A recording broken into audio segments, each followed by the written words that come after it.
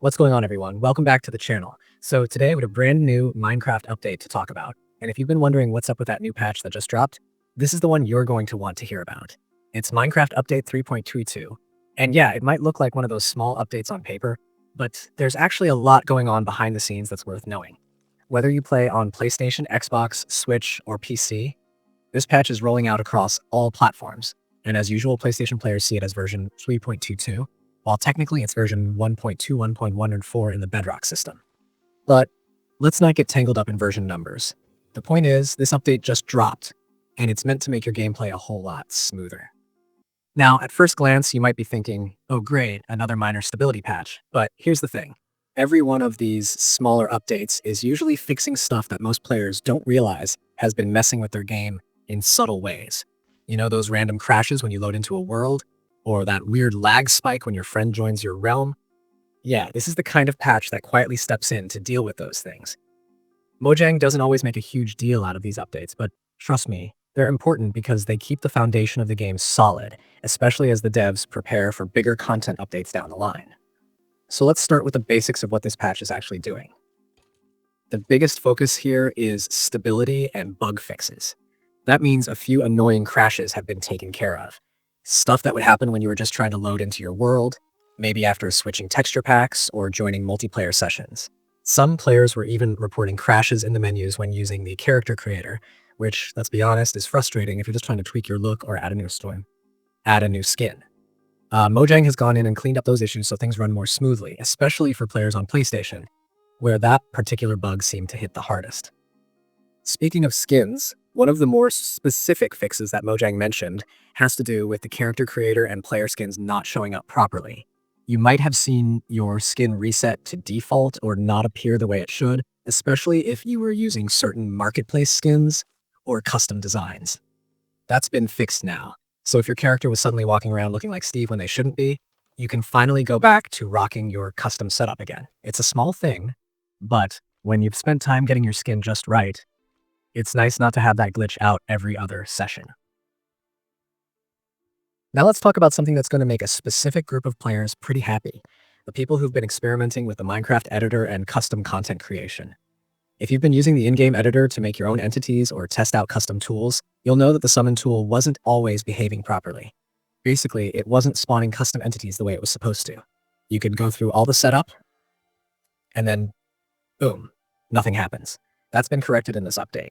The summon tool now properly brings in your custom entities again, so creators and modders can get back to testing without having to rely on workarounds or manual commands.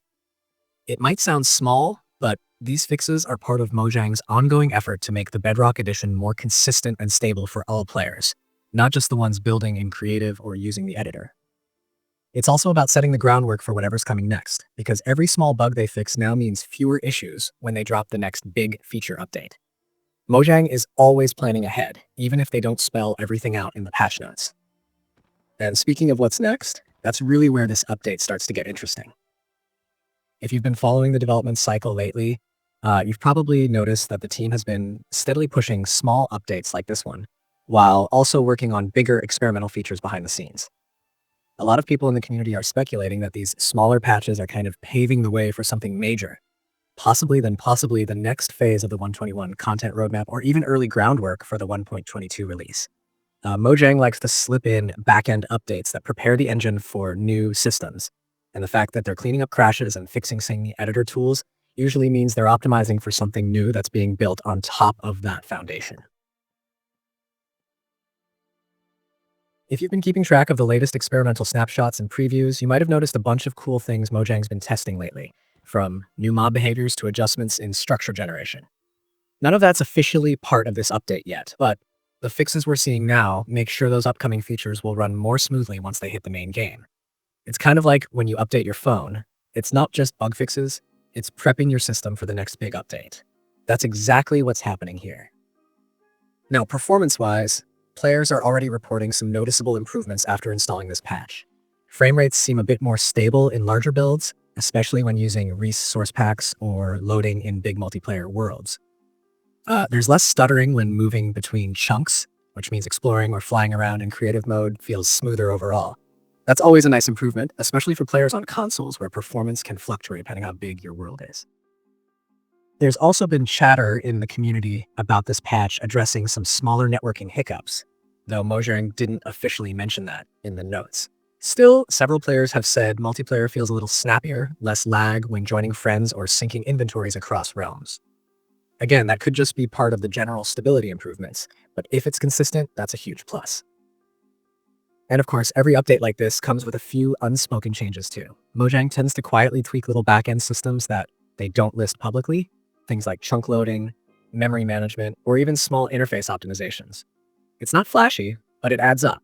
The result is a smoother game experience that's less likely to crash or bug out during long play sessions, especially on older consoles or devices that might struggle a bit with big worlds. What I really appreciate about updates like this one is how they show Mojang's attention to detail. You've got to remember, Minecraft runs on a massive range of devices, from high-end gaming PCs to handheld consoles and phones. Keeping everything stable across that entire ecosystem is a huge challenge. So even if a patch looks small, there's often a ton of technical work happening behind the curtain. They're fixing bugs that might only affect a handful of players, but those fixes ripple out and make the game better for everyone. Another interesting thing people have been discussing is how these incremental updates tie into Mojang's long-term plan for making Bedrock and Java feel more unified in terms of features.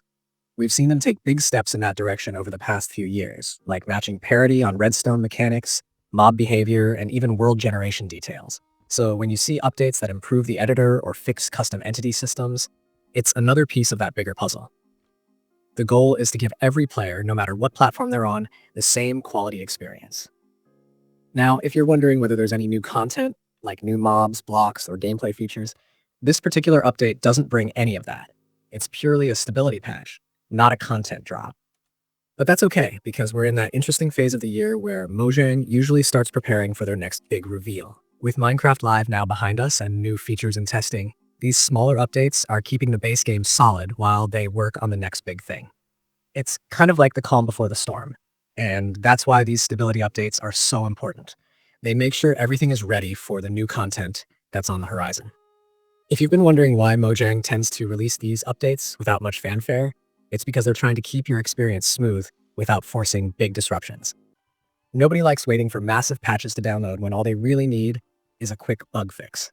So instead, they roll out these smaller updates quietly, fix what needs fixing, and keep the game running stable. It's a smart approach that served them well, especially since Minecraft now has such a huge global player base. One more thing worth mentioning is that if you're on PlayStation and you don't see the update yet, don't panic.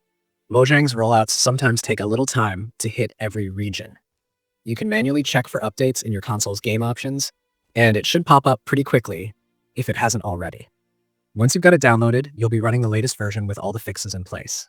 So, bottom line, Minecraft Update 3.22 is one of those updates that's easy to overlook, but totally worth installing right away. It's not bringing in flashy new mobs or blocks, but it's tightening up the game where it matters most. Fewer crashes, smoother performance, better skin handling, and a fixed editor tool for creators.